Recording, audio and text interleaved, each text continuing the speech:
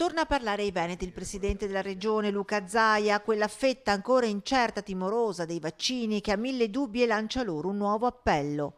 Abbiamo 200.000 posti liberi. Da qui all'8 di settembre. Veneti, che in larga parte hanno risposto positivamente in questi mesi alla chiamata vaccinale, prenotandosi per tempo, buona in particolare la risposta di giovani e giovanissimi. I ragazzi si stanno vaccinando. Andate in un centro vaccinale e vedete quanti ragazzi in età scolastica ci sono in questi giorni.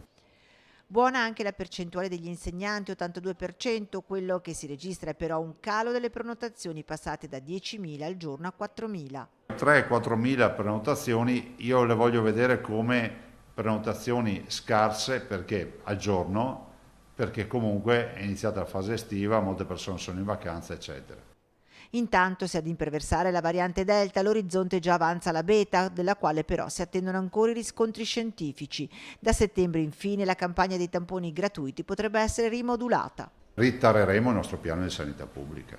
Fatto l'accordo nazionale, definiremo le categorie che potranno accedere ancora gratuitamente.